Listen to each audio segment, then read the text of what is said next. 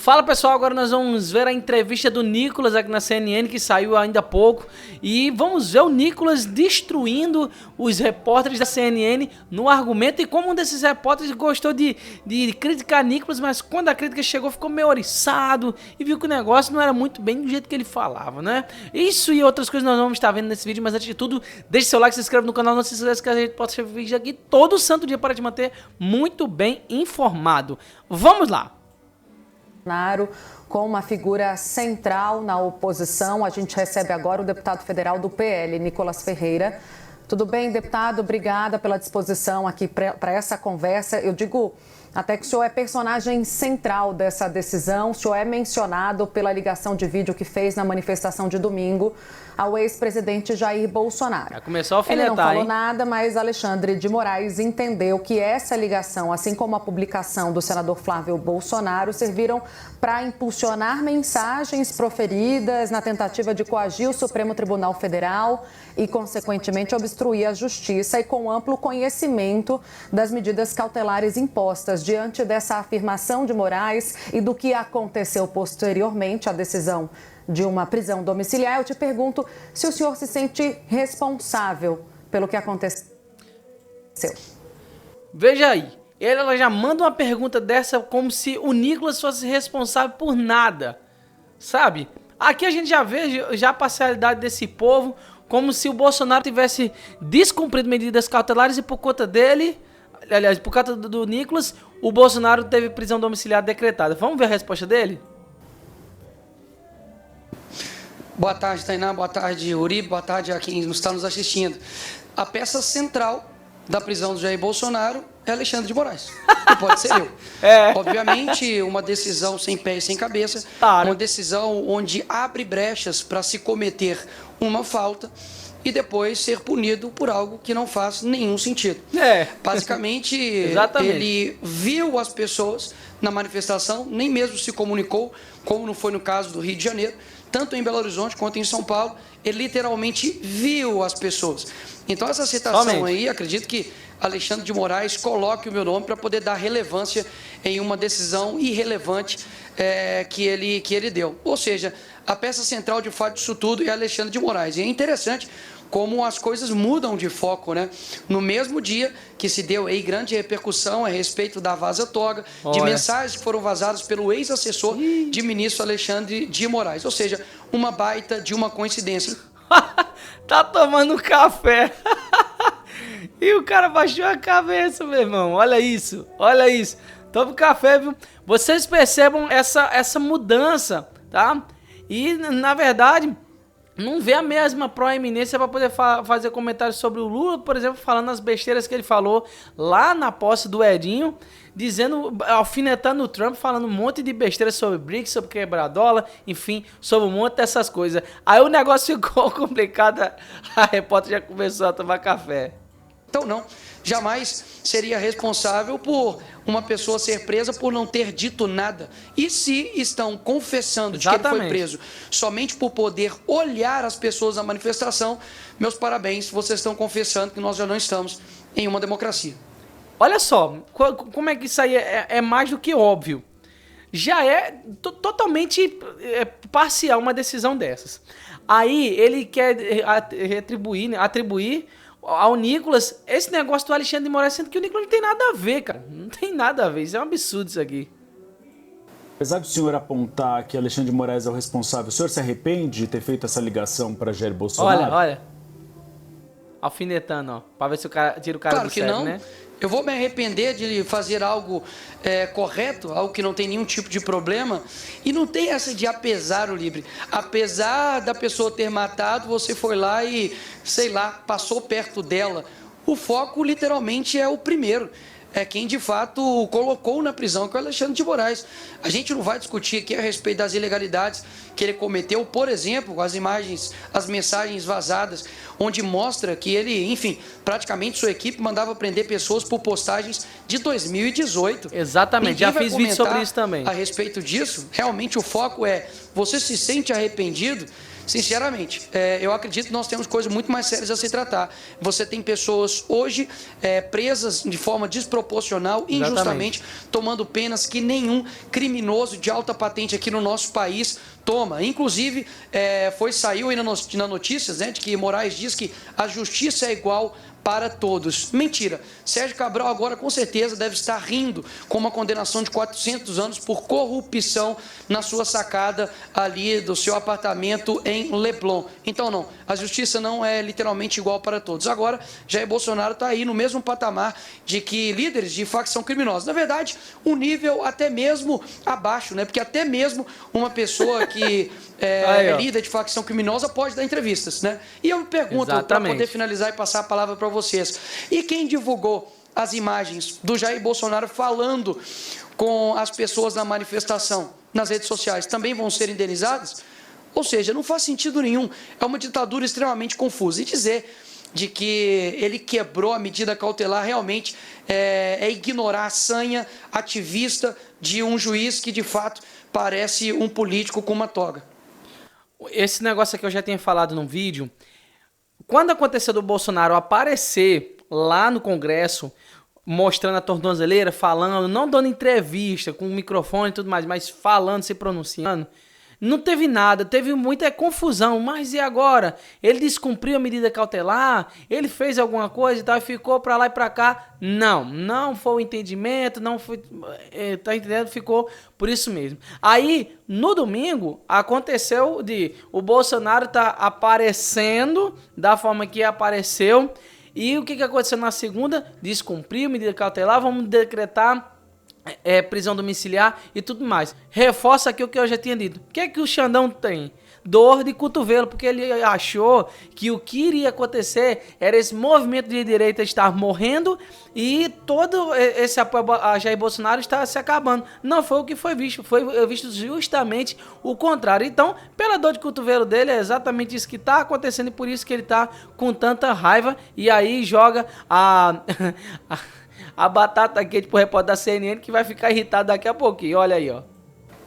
Deputado, eu queria saber como é que a política pensa essa estratégia jurídica ainda, a insistência que virá por parte dos advogados. Eles estão elaborando um recurso, basicamente para afirmar que Bolsonaro não descumpriu a medida cautelar imposta pelo ministro Alexandre de Moraes. Conversando mais cedo com aliados do ex-presidente, pessoas próximas também ao senhor, eles entendem que não há mais caminho jurídico para reverter essa decisão. O senhor concorda? E a estratégia política que está em curso, que é de muita pressão sobre a Câmara Federal. Falo da Câmara porque o senhor é deputado. Tende a dar algum resultado? Tem um outro problema aí também que eu já tenho denunciado, que a grande questão aí, o cerne da questão é Moraes estar usando de poderes políticos, sendo que o negócio dele seria diretamente envolvido com a justiça, sabe? Ele vai falar um pouco mais sobre isso, mas é tudo a questão de ser julgado na corte, ao invés de ser julgado na primeira instância, tá se utilizando de meios do TSE para poder punir esse pessoal do 8 de janeiro, enfim, um monte de irregularidades. Mas vamos ver o que o Nicolas vai responder aqui. Rui Barbosa pode ressuscitar que não ia adiantar de nada. Não existe um caminho jurídico para quando só uma pessoa decide a respeito de tudo. Exatamente. Eles irão recorrer a quem? Fazer um embargo de declaração para poder cair no próprio ministro Alexandre de Moraes? Mais uma vez, o ministro Alexandre de Moraes, ele acumula funções. Ele é o delegado, ele é o investigador, ele é o promotor, ele é a vítima, ele é o delegado, tudo ao mesmo tempo. Exatamente. Até mesmo o próprio Flávio Dino, por exemplo, que tem uma ação contra o presidente Bolsonaro, não se coloca impedido nessas ações. Ou seja, a gente de fato precisa colocar os pingos nos is e mostrar que nós não estamos em uma democracia, que eu como deputado apresento uma PEC e isso vai ser aqui tratado de uma forma legislativa e da forma como deveria traçar o curso natural. Não, eu quero dar um exemplo aqui mais recente, e nem é sobre, digamos assim, uma pauta, digamos, moral, por mais que isso atue na vida das pessoas, mas é uma pauta econômica. A derrubada do aumento de IOF foi feito pelos deputados, foi feito por essa casa, foi feita pelo Senado, e o que aconteceu? o PT recorre até o STF e é sorteado, o homem sortudo cai na mão do Alexandre de Moraes para poder decidir, então, o aumento do IOF. E o que ele faz? Ele mantém o aumento do IOF. Ou seja, isso não é violar as barreiras e os limites dos poderes que nós temos? Ou seja, já não há mais poder executivo, legislativo e judiciário. Há somente um poder chamado Alexandria. De fato, é somente o ministro Alexandre de Moraes que decide a respeito de tudo. E quero deixar aqui algo bem claro. Não tem uma oposição ao ministro Alexandre de Moraes por picuinha, por bia. Isso aqui diz respeito a questões muito sérias, como eu disse. O ministro Alexandre de Moraes está em uma lista, não uma lista de chamada de uma escola, ele está em uma lista onde existem pessoas que são violadores de direitos humanos, criminosos de alta patente. E isso precisa ser dito de forma clara. As sanções que ocorrem com ele está querendo levar todas as outras demais autoridades para o mesmo buraco que ele está se colocando. Por isso, nós como deputados e também senadores, anunciamos hoje que sim, nós iremos parar as sessões até que haja um diálogo para pautar, em primeiro lugar, a anistia ampla, geral e restrita, até mesmo porque a esquerda foi concedida com este benefício anteriormente e não por conta de vidros quebrados, mas por saquear bancos, por crimes de terrorismo e crimes de morte. Exatamente. O segundo ponto é impeachment do ministro Alexandre de Moraes e, consequentemente, a nulidade de todos os seus atos. Afinal de contas, você tem uma pessoa que já, de diversas formas, deixou bem claro que extrapolou os seus poderes, tem feito vingança processual e tem colocado pessoas na cadeira meramente porque estavam de verde e amarelo. Não vi ninguém de vermelho que cometeu os mesmos crimes aqui ser preso nenhuma vez aqui no nosso país, porque já teve momentos onde a esquerda já invadiu também aqui esses locais e nada aconteceu. E, por fim, o fim do foro privilegiado, que não tem nada de privilegiado, né? Não, como deputado, o foro privilegiado, olha só, deveria ser para poder proteger os deputados, o seu artigo 53, a inviolabilidade do mandato, mas hoje o maior ataque que há à nossa prerrogativa de deputado e senador é vinda do Supremo Tribunal Federal. Então, não há privilégio nenhum. E, por fim, eu deixo aqui minha pergunta. Por que Jair Bolsonaro e todas as pessoas que foram envolvidas no dia 8 estão sendo julgadas pelo Supremo Tribunal Federal? Por quê? Exatamente. Me fala um aí que foi colocado anteriormente. Ou seja, o ministro Lula foi colocado, na verdade, estava na primeira instância, foi feita uma manobra para poder jogar, enfim, para o STF e assim ser solto. Agora é o contrário. Tira-se da primeira instância para poder ter um julgamento, para poder jogar para o STF, para literalmente fazer um jogo de cartas marcadas. Esse é o cenário atual do nosso país. E há quem diga que nós estamos em uma democracia. Lá Só vai. alguns apontamentos. O senhor falou da hein? anistia geral e restrita. Os torturadores da ditadura também foram beneficiados além da esquerda. Segundo ponto, a decisão do ministro Alexandre de Moraes foi referendada pela primeira turma. Então não foi apenas ele que tomou a decisão. Ou seja, você concorda comigo, então, Uribe? Eu não concordo, eu sou jornalista, estou fazendo uma pergunta. Calma. Uma questão, deputado. Não, doutor Uribe, mas... O protesto de vocês foi extremamente diga maior pergunta, do que jornalista. se esperava. O protesto dos senhores foi maior do que se esperava, realmente. Se viu que há uma mobilização popular, principalmente em defesa de Jair Bolsonaro e contra o presidente Lula. Isso é inegável. Teve o triplo da última manifestação da anistia. Só que a gente vê a direita só defendendo a anistia. Agora a direita ameaça, por exemplo, obstruir as sessões do Congresso Nacional. Não é um tema muito focado nos parlamentares, que não interessa a boa parte da população que passa fome, que tem outros problemas e quer ver projetos sendo aprovados? O IOF é um exemplo. O trabalho de vocês fez com que a maior parte da população que era contra o IOF ficasse feliz com a mobilização que vocês fizeram. Não é falar para a parede, falar sozinho, ficar só no tema da anistia e não propor uma pauta ampla que interesse o país, seja a população de direita ou a população de esquerda? Pediu o contato vai vir. Receba. Primeiro você diz que é jornalista e fala que não acha nada e faz uma pergunta sobre seus achismos. Estranho. Mas respondendo então a sua pergunta, eu estou entrevistando. A grande questão, então deixa eu responder, com base na sua pergunta feita de achismos, né? O que eu estou querendo dizer, Uribe, é o seguinte. Primeiro, a respeito sobre a anistia, é o que exatamente estou querendo dizer. Houve uma anistia ampla, geral e restrita. Eu não disse somente para a esquerda. Houve uma anistia ampla, geral e restrita. E é isso exatamente que eu estou pedindo para todos. E neste caso, agora em específico, foi para as pessoas, obviamente, que cometeram aqui alguns crimes e delitos, mas não de proporção de 17 17 anos. Agora, quem não está preocupado com o foco dos grandes problemas reais do país é o ministro Alexandre de Moraes. Porque, no fim das contas, nós estamos fazendo um trabalho aqui, tentando fazer um trabalho para olhar para as causas profundas do nosso país, como, por exemplo, saneamento básico, onde tem 100 milhões de pessoas que não têm água potável e nem saneamento básico no nosso país. A gente tem que tratar sobre o problema de segurança aqui no nosso país. Nós temos que tratar a respeito de problemas sobre educação no nosso país. Agora, quem está no Poder Executivo? Quem que está no Poder Judiciário somente gastando o seu tempo em perseguir opositores? Qual é a medida que o nosso Judiciário tem tomado contra o crime organizado? Nada. Qual é a medida que o nosso judiciário tem tomado contra tudo aquilo que você me perguntou e está dizendo sobre as causas profundas do nosso país? Agora, o que exatamente nós estamos querendo dizer é isso. Vamos dar um primeiro passo de pacificação no país. Agora, vamos lá.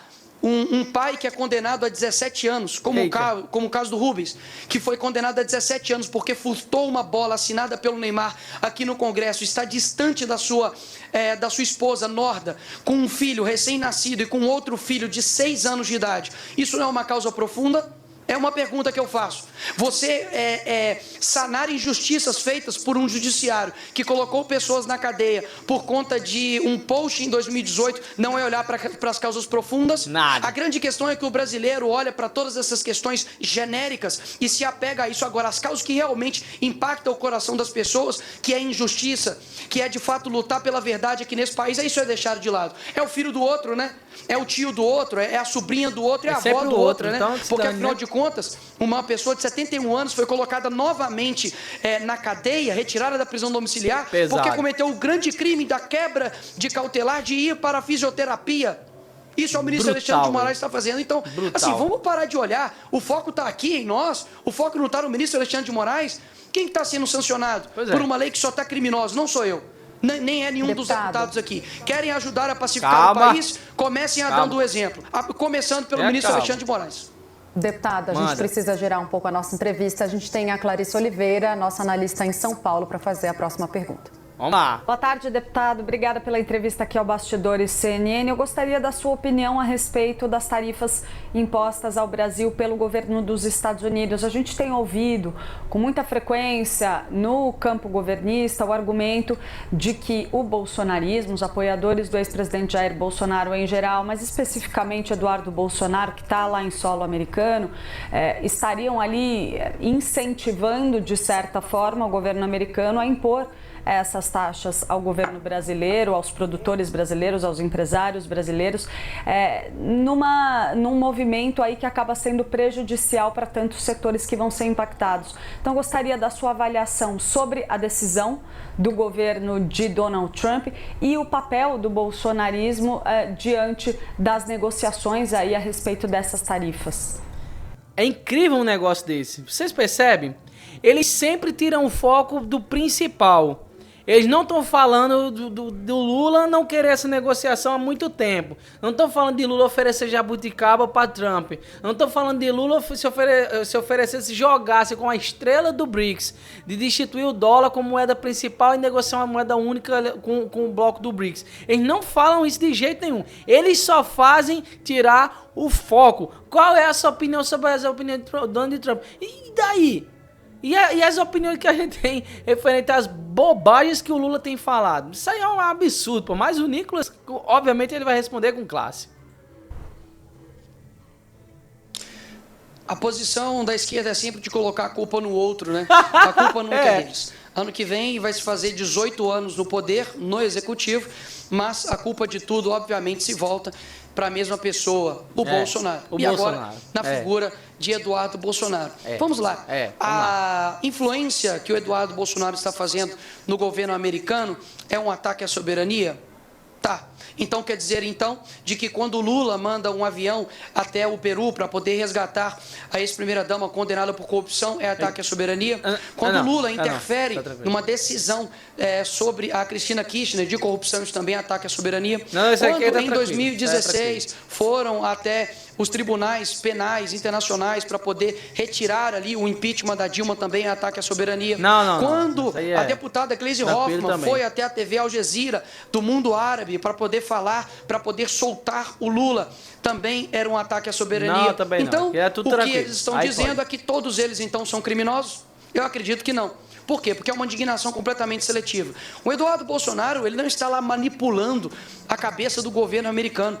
Ele, como até mesmo cidadão americano, ele pode apresentar as denúncias que todo mundo está vendo. Fique em paz, o mundo inteiro está vendo, e eu acho que o governo americano tem celular, ele tem acesso, né, à mídia, ele não precisa aí literalmente de nenhum tipo de manipulação para poder tomar suas decisões. E um ponto aqui importante é que a carta do Trump foi muito certeira. No primeiro parágrafo, ele fala como está sendo tratado Jair Bolsonaro, que está sendo uma caça às bruxas. Exatamente. No segundo parágrafo, ele fala a respeito das eleições livres e da falta de liberdade de expressão que está sendo guiada pelo Supremo Tribunal Federal. Ou seja, o nosso presidente, que agora está no poder, basta de fato ele atentar para o que foi colocado na carta pelo Trump, não por mim, não pelo Bolsonaro, não escrita pelo Eduardo Bolsonaro, mas pelo Trump, para poder tomar as decisões corretas. Agora, não vai ser com provocações do Lula aos Estados Unidos, ou falta de diálogo, falta de diplomacia, dizendo, por exemplo, antes das eleições que o Trump era um nazista de moeda trocada, que nós vamos resolver este problema. Então, mais uma vez, a população está vendo que agora, literalmente, Jair Bolsonaro está preso dentro de casa, Eduardo Bolsonaro está em outro país, e a culpa é deles agora? Assim, é uma falta realmente de capacidade de assumir tanto as suas ações quanto as suas omissões. Quer resolver o problema? Faça as duas coisas aqui no Brasil. Trate Jair Bolsonaro da maneira como deveria tratar, tendo eleições limpas e sem querer ganhar no tapetão, e também, obviamente, parando com essa sana persecutória através do ministro Alexandre de Moraes contra toda a direita. Exatamente, é só isso.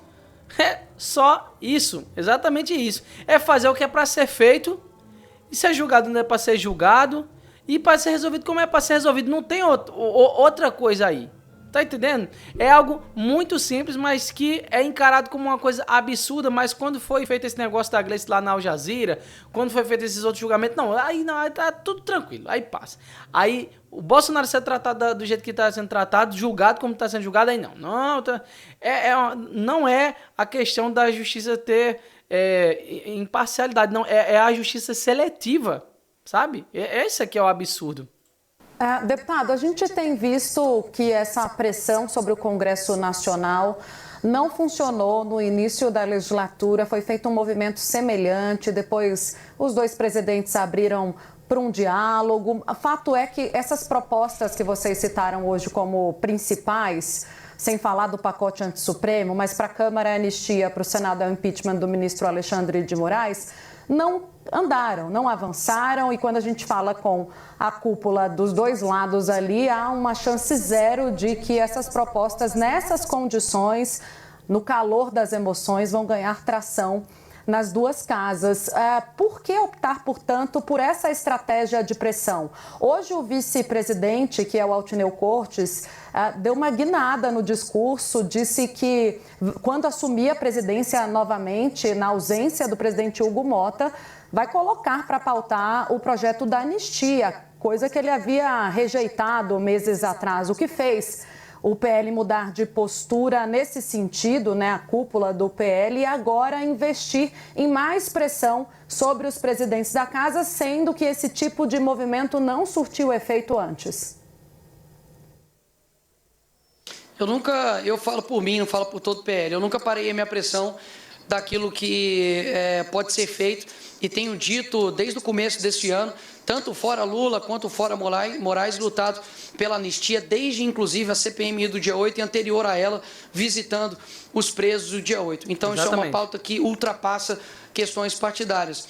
Agora, o que eu tenho visto é que nós temos que fazer todas as cartas que estão ao nosso alcance, porque daqui a pouco vão dizer que nós não dialogamos, não tentamos articular, e nos é exigido isso, né? Então nós estamos fazendo isso, já conversamos, já dialogamos, já tivemos CPMI, já tentamos de todas as formas. Então a temperatura precisa aumentar para que atinja os efeitos. E eu discordo de que não tem dado certo. Somente essa semana, por exemplo, o senador Carlos Viana, de Minas Gerais, assumiu publicamente estar a favor do impeachment do ministro Alexandre de Moraes, caso isso seja pautado no Senado. Exatamente. E agora mesmo, a Margarete Busetti, de Mato Grosso, acabou de também divulgar publicamente de que é favorável ao ministro do ministro Alexandre de Moraes. Então, antes do Cunha brigar com a Dilma, qual era a possibilidade do impeachment?